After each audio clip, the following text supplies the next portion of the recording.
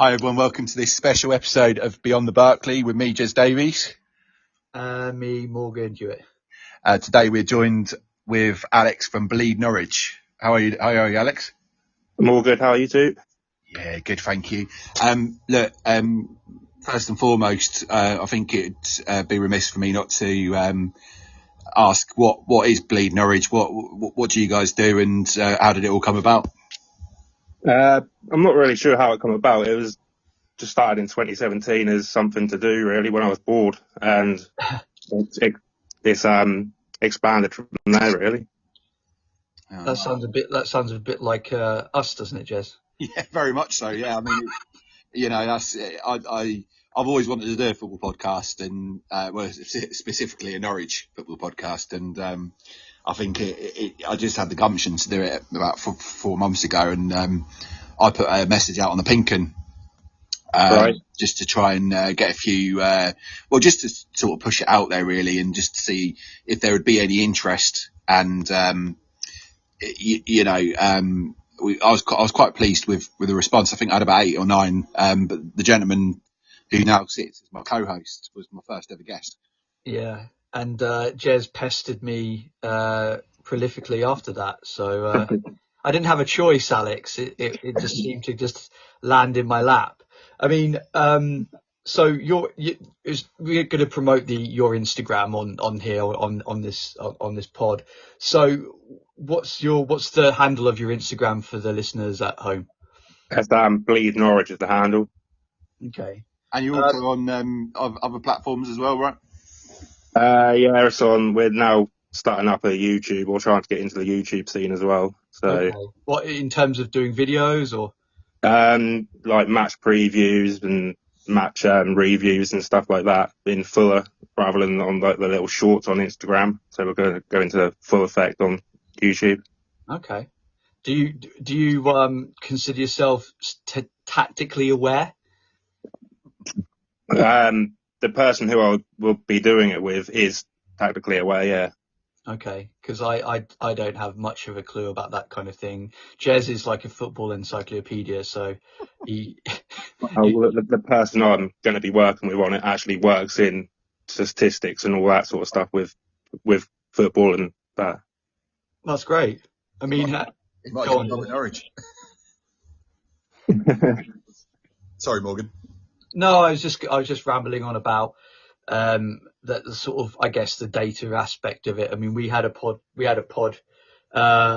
recently with Drew Broughton, who was a former Norwich striker, turned international fear coach. Great pod as well.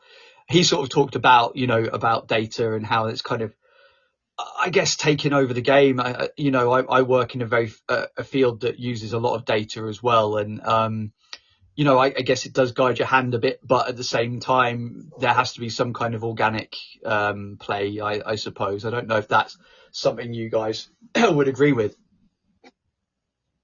Yeah. Okay. So, Alex, just talk to us about yourself then, really. So, where you live, what you do for a living, and sort of how long you've been a Norwich fan for. Well, basically, I've been a Norwich fan basically ever since I can remember being a Norwich fan. So from right from little till now. Yep. And I live about 10, 15 miles away from Norwich, so not far. Okay. Where are you based then? I'm based in Bungay, so. Okay. Oh, Bungay. Yeah, one of my best friends is from there. I've spent many a naughty night in the Norfolk Suffolk divide, because it's a town that's divided by the border, right? Yeah, pretty much. Yeah, so it's like I live right on the border of it. What side, Norfolk or Suffolk? Suffolk side. Oh no. Well, no, that's probably not a bad thing, Morgan, because he's keeping him out, isn't he? So he's there. He's on guard. He's got his Bleed Norwich flag, I reckon, up on the A140. Yeah, right in the garden. Yeah, it's not bad. Can I ask a question? Is the chicken roundabout still there?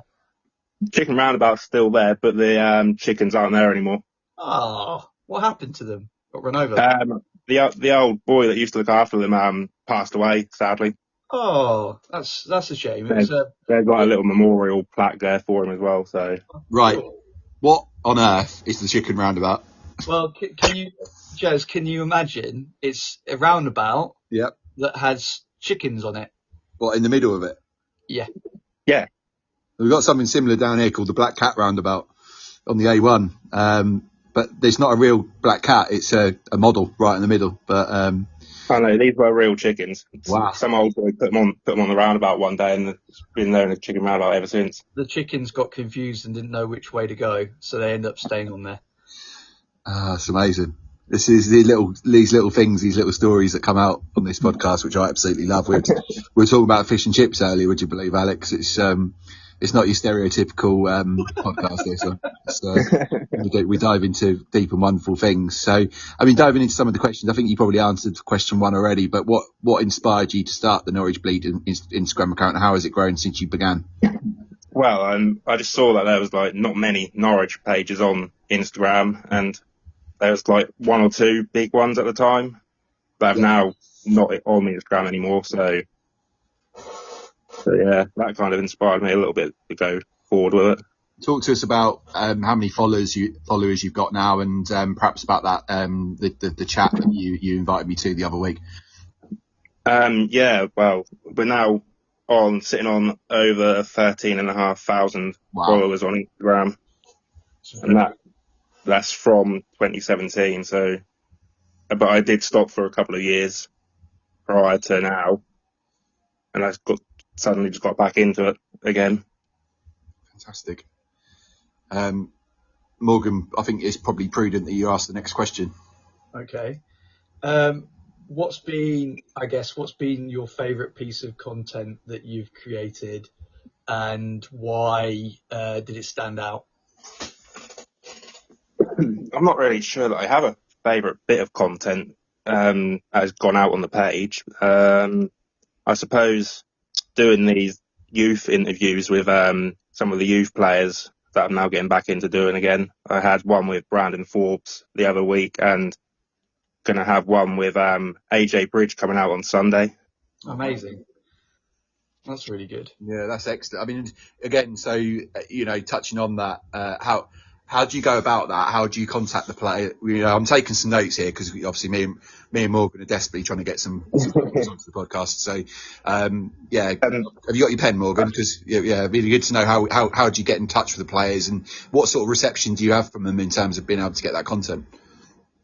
Well, I pretty much just write out a message saying like, hi, how are you? Are you right? Would you mind doing like a Q&A for the page with me? Yeah. Type thing. And then if they respond, they respond. If they don't, they don't. Mm-hmm. And is that a visual thing, or is it just a sort of I don't know the right way of putting this, but is it, when you do the Q&A, is it written? Is it like a publication almost, or do you do a video with them, or like a recording like this, I suppose? I do like ask questions through DMs rather than going on to a podcast or something like this, which maybe will be something for the future. Right. So it's like I put up a story on Instagram and ask the followers if they've got any questions to ask them as well. Yeah. I mean, how is it received? Do you find it easy, or?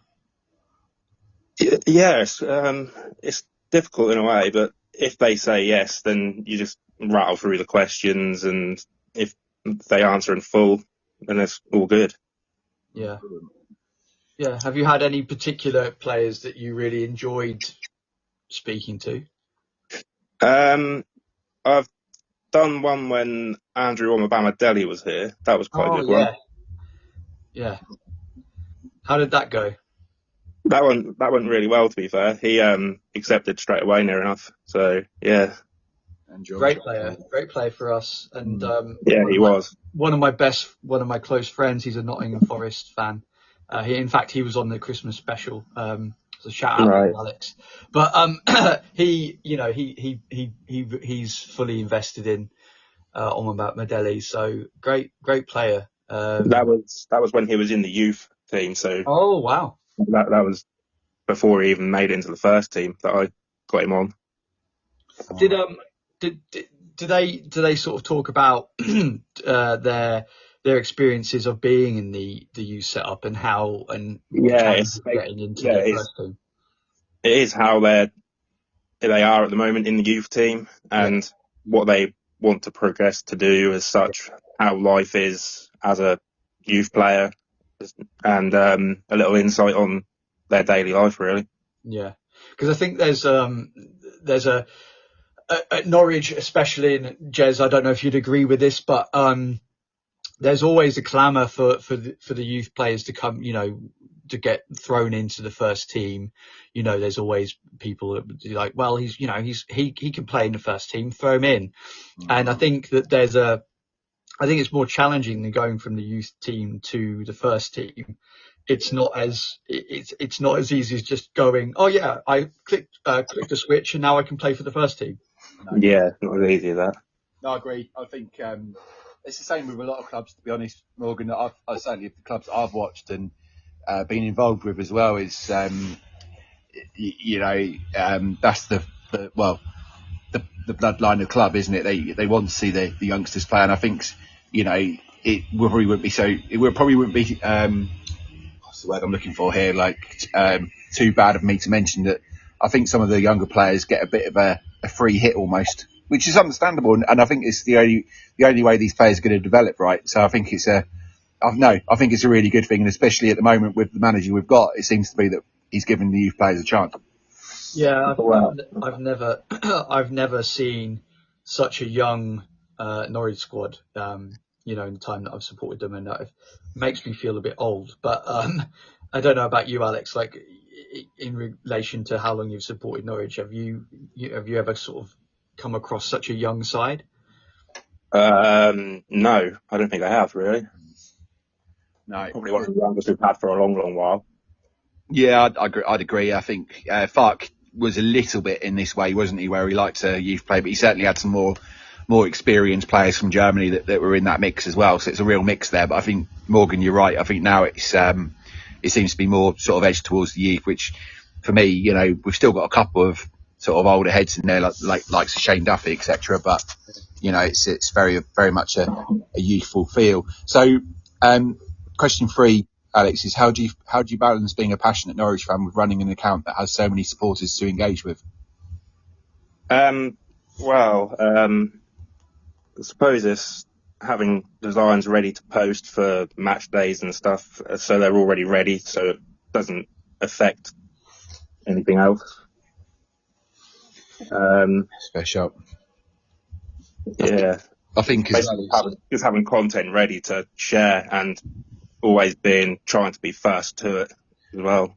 Yeah, that's it. I mean, it must be your finger must be on the pulse for transfer deadline day, etc. When you see players come in. Yeah, exactly. I was actually at work for transfer deadline day, so I couldn't get that McConville one out on time. Yeah. I mean, how do you find? Me and Jez, we're going through this at the moment, but posting content out there, making it relevant, keeping it fresh, keeping it interesting. How do you find that, and what advice would you give to anyone listening to this that wants to start up some kind of fan support in Instagram or social media? Well, basically just get the right information and make sure it's right first, and kind of always be looking on Twitter or X as they call it now, on the Pinkin pages and all the news pages, just trying to find information out, and nice.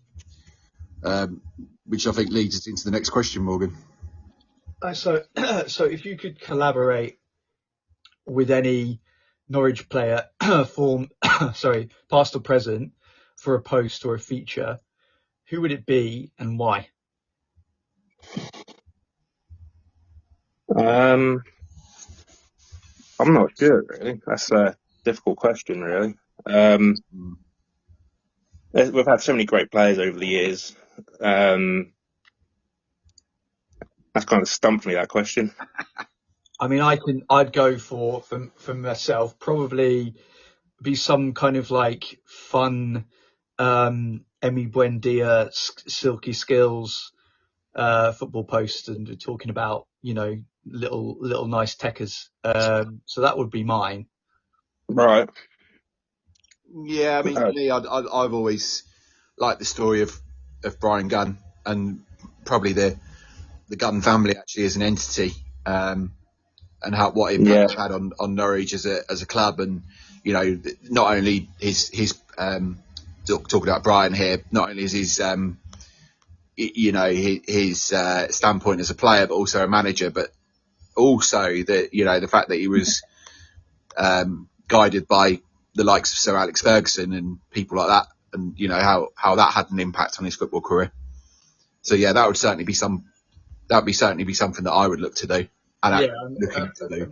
Yeah, I think he's got a great story, and the situation with his daughter was his daughter who had leukemia, wasn't it? Yes. Yeah. And that kind of thing. I remember that vividly as a young man, as a younger lad.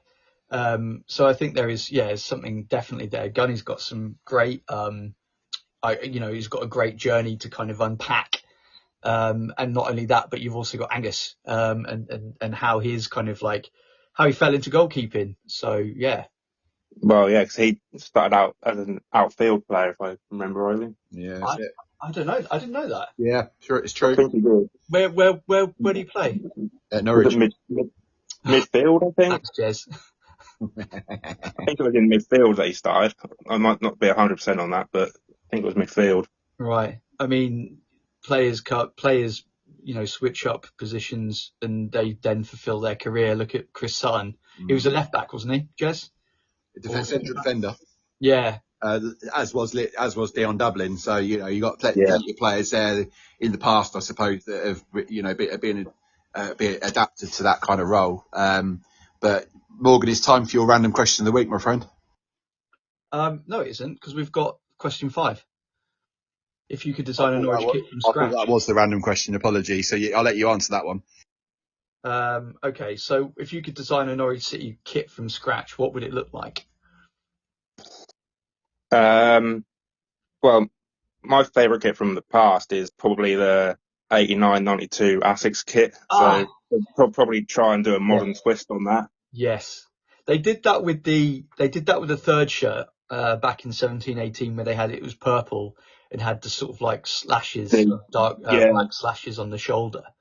But I don't think it was as much of a nod as it could be. But yeah, that would be a great shout, redesigning that. It's one of my favourites as well. Jez, what about you? So I had a connection issue there. If I had to design remind me of the question. I'll know I wrote it. God, we're professionals. Can you believe it? If you could design an Norwich kit from scratch, what would it look like? Ooh.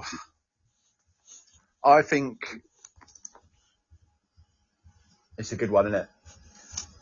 I've always liked the fluorescent. I've mentioned this a few times. But the Coleman's mustard kit, we had the navy blue one.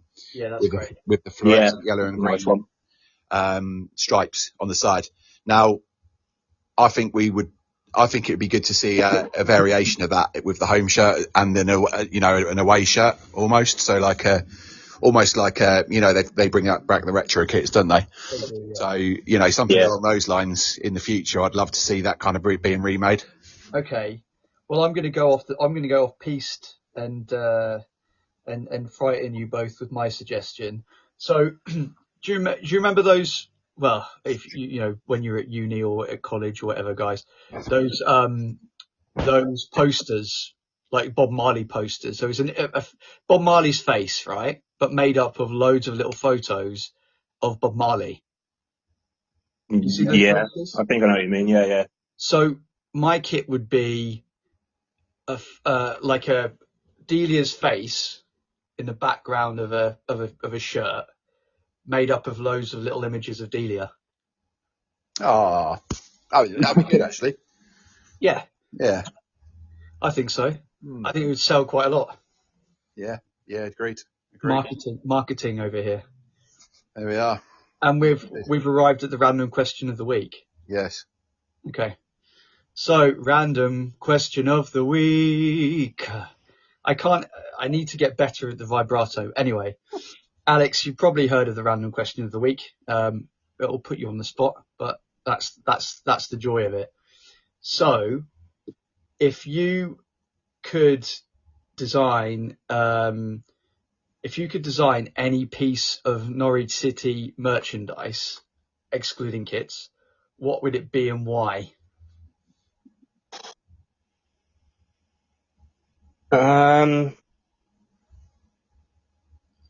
Pencil case. I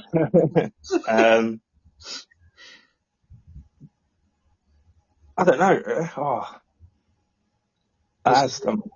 This is what everyone waits for, the random question of the week, because it throws up such diverse opinion. I can hear Jez's cogs in his brain working. Go on, Jez. Well, I'm going to extend the pencil case analogy, I suppose, and say that they should release it at the start of the season and have all the fixtures on there with a QR code with a message from one of the players. So the child or whoever decides to use the pencil case will scan their phone over the QR code and it will say, "Hi, Shane Duffy here. I hope you enjoy your pencil case and your pencil sharpener."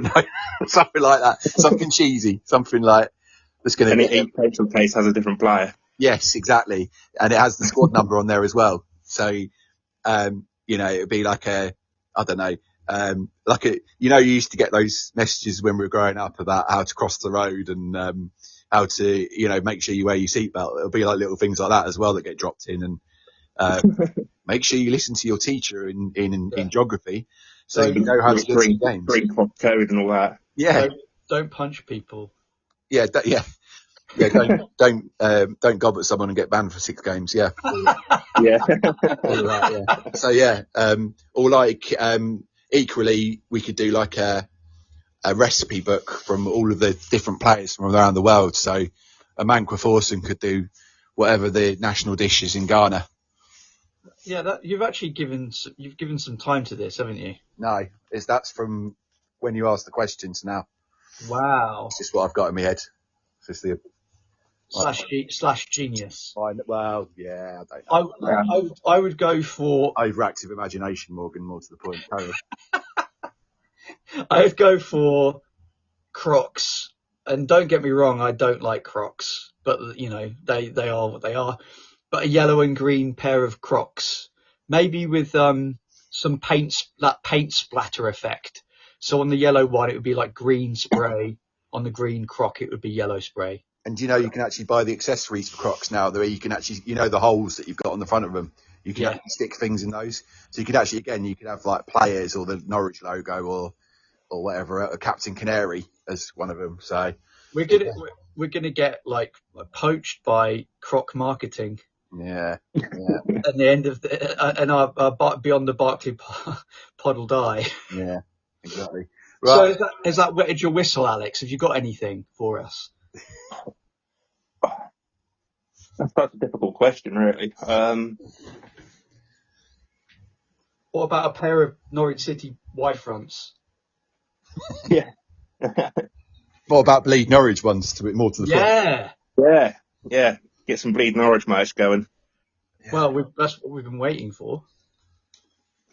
Yeah, absolutely. Or there could be you could have a link up with the NHS about when they need to deliver blood and stuff to up and down the country and stuff. With the Norwich Hospital, yeah. Yeah. So a cool collab with the NNN. Yeah. We'll have to get that going. Absolutely.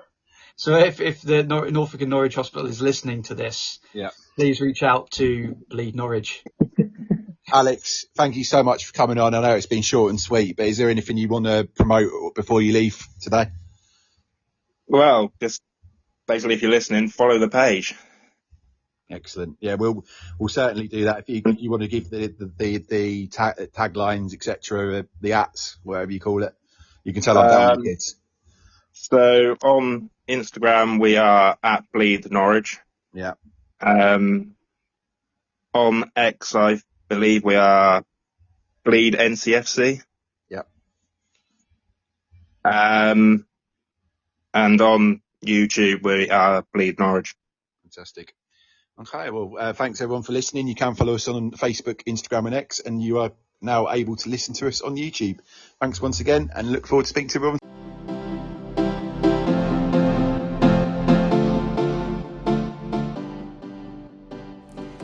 That's it for this episode of Beyond the Barclay. Thanks so much for listening. Your support means the world to us. Don't forget to follow or subscribe on your favorite podcast platform and leave a review if you enjoyed the show. You can also catch all our episodes on Apple Podcasts, Spotify, and YouTube. And if you've got any questions, stories, or topics you'd like me to cover, get in touch. I'd love to hear from you. Until next time, on the Ball City.